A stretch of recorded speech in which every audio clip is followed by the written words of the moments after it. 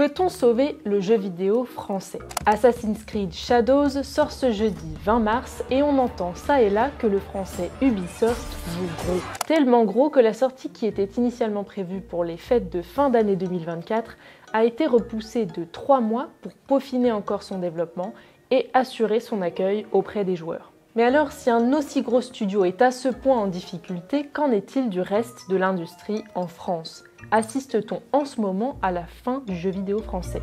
Aujourd'hui, le jeu vidéo français, c'est des centaines d'entreprises, de développeurs, d'éditeurs de jeux, d'indépendants, de grosses machines. En 2021, le syndicat national du jeu vidéo estimait à près de 700 le nombre de studios et à 1200 le nombre d'entreprises au global qui travaillent sur le jeu vidéo. On a d'une part les mastodontes qui à l'origine ont un bon ancrage, donc Ubisoft, mais aussi Cyanide Studio ou Amplitude Studio par exemple. Il y a également tout un écosystème de studios indépendants constitués de petites équipes mais qui emploieraient tout de même environ 35% des salariés du jeu en France. Dans West France, on vous parle régulièrement de toutes ces petites entreprises, des innovations et des jeux indépendants.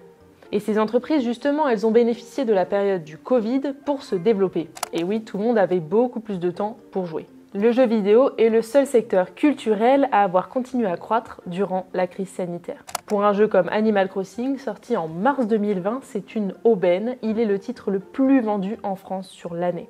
Et donc, sans rentrer dans les détails, les gros développeurs ont obtenu davantage d'investissements et ont recruté, lancé des projets faramineux, etc.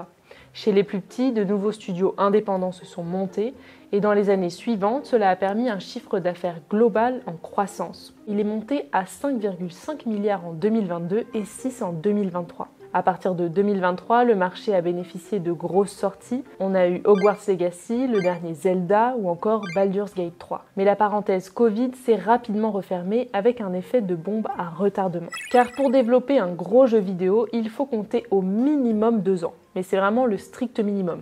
Donc tous les projets qui avaient été lancés pendant le Covid ne sont arrivés que plus tard sur le marché. Et rien que sur la plateforme Steam, 19 000 jeux ont été publiés en 2024. Et le porte-monnaie des joueurs n'étant pas extensible, la quantité de jeux a dilué les ventes. Quand on voit la croissance du secteur, il ne semble pas y avoir lieu de s'inquiéter. Mais les entreprises sont confrontées à plusieurs phénomènes. La fuite des investisseurs vers d'autres secteurs, la hausse des coûts de production, la sous-performance économique de certaines sorties. Et pour limiter les dégâts, par peur de la suite, les studios ont réduit les coûts. Rien qu'en 2024, plus de 14 600 salariés du secteur ont été licenciés dans le monde. Pour la première fois de l'histoire, les travailleurs du secteur ont alors organisé une grève massive en février dernier. En France, c'est le syndicat des travailleurs et travailleuses du jeu vidéo qui a mené la mobilisation le 13 février. Il y a des problèmes économiques. Après le Covid, il y a clairement eu une fuite des capitaux en fait, de l'industrie du jeu vidéo. Et cette mauvaise gestion, là où elle était plus facile à encaisser pour l'industrie dans l'ensemble avant, l'est plus. Donc nous, on alerte sur ça. Il y a un risque pour nos métiers, et pour les métiers de beaucoup de camarades. Une grève qui a porté ses fruits chez Dontnod, par exemple. Le studio français a revu à la baisse le nombre de licenciements initialement prévus. Outre la réduction des effectifs, les studios se sont aussi aventurés dans moins de projets. Ils ont parfois tablé sur des remakes, des suites, des extensions, plutôt que de prendre des risques. En 2025, peu de titres originaux sont attendus de la part des gros studios. En revanche, on aura droit à un 14e Assassin's Creed, à un nouvel Elden Ring, le tant attendu GTA 6, un nouveau Pokémon, enfin bref, des choses qu'on a déjà vues. Outre l'appauvrissement des projets, certains serveurs sont également arrêtés, entraînant carrément la fin des jeux en ligne. C'est le cas par exemple de Concorde de Sony, qui n'aura tenu que 2 semaines avant de coûter trop cher, faute d'avoir trouvé son public. En cas d'échec commercial d'Assassin's Creed, Ubisoft risque d'entrer dans une période très compliquée. Les résultats de son premier semestre 2024-2025 ne sont pas réjouissants. L'entreprise a enregistré une baisse de son chiffre d'affaires de 20%, notamment en raison de l'échec commercial de plusieurs jeux comme Star Wars Outlaws.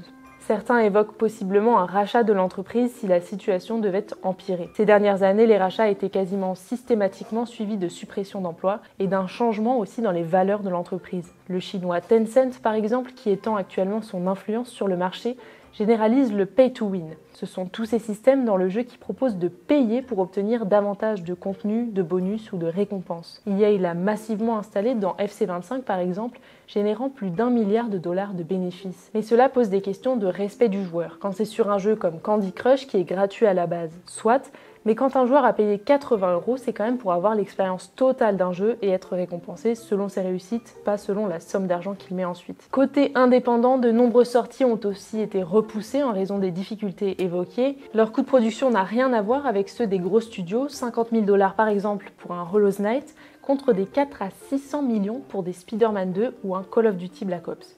Les jeux indés sont généralement financés via des investisseurs ou des levées de fonds en ligne par exemple. Mais ces studios sont particulièrement attendus sur la créativité de leurs produits.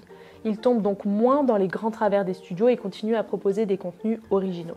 Pour résumer, tout le secteur paye aujourd'hui les succès de la période du Covid. Mais dans cette industrie si particulière, la notion de cycle revient souvent. On vient de passer là une période de développement des jeux et de nombreuses sorties. Le secteur pourrait désormais entrer dans une nouvelle phase de création pour peu que les entreprises tiennent le choc. Les plus touchés par ce fonctionnement sont bien entendu les salariés, qui sont souvent dans des conditions de travail précaires. En 2025, en tout cas côté joueur, il pourrait être intéressant de se pencher du côté des jeux développés dans l'Hexagone et notamment des indépendants puisque de nombreux titres sont attendus.